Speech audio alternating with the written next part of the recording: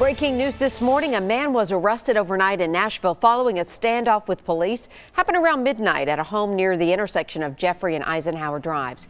Officials tell us it stemmed from a domestic situation. The man refused to come out of the home and was reportedly armed with a gun. He was eventually taken into custody without incident and is facing domestic assault and strangulation charges. Metro Police Officer Jesse Cox is still in the hospital this morning after being hit by a suspected drunk driver. Officer Cox graduated from the department's academy just last year.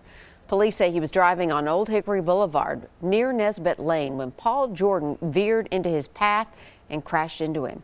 Jordan was charged with DUI and driving on a revoked license.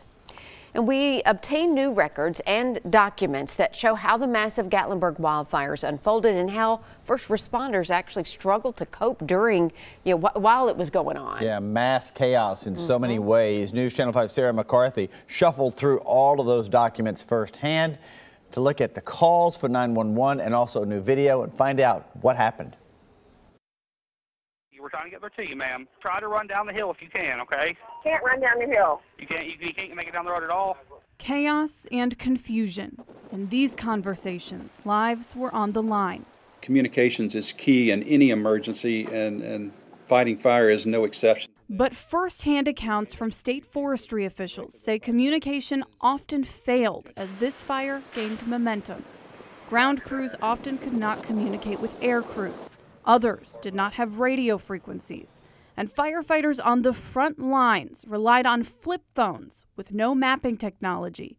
This fall was certainly put a focus on that. Tennessee's state forester acknowledged many mistakes today. He says training should start sooner each season, responders need a clearer chain of command, and firefighters should not be afraid to call in reinforcements.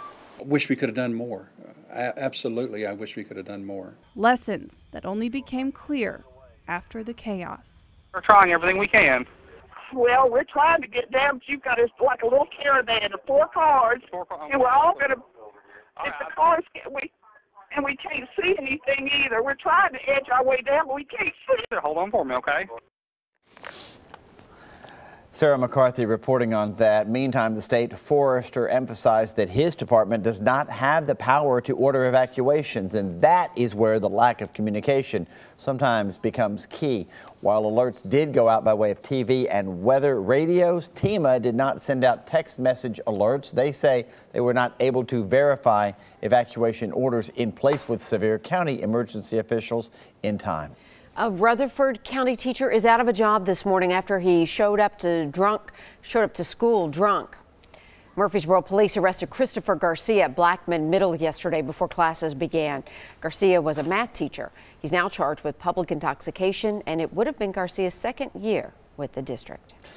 A prestigious private school in Williamson County accused of ignoring sexual assault and rape on campus. A student's family says so and suing Brentwood Academy for $30 million, claiming the administration failed to properly act after a 12-year-old boy was reportedly assaulted by 4 teenage boys on school grounds. The alleged attack happened during the 2014-15 school year. The suit even says the school's headmaster, quote, turned the other cheek. The school issued a statement saying they are cooperating with authorities. You can read about the whole case online on our website at newschannel5.com. Williamson County kids are up and getting ready for their first day back to class right now. And we are less than an hour out from the ringing of that first bell. News Channel 5 Sophie Nielsen Colding live outside Woodland Middle School. And Sophie, I see some cars behind you finally. I know it's been a blank parking lot this morning, so I guess everybody's getting there. You can see that drop-off line starting over here. That bell is going to ring at 7:40, a change from last year. All the schools here in Williamson County are starting later this year, and that's going to be a big change for families. All of them, many families, getting ready for the school day today, first day back to classes. The school board says the reason they're pushing back that start time is because of research that shows that teens benefit from a little extra sleep. So they're letting those kids get in a couple extra Z's this morning, and the first bell is going to ring at 7:40, but no bell is going to ring before that.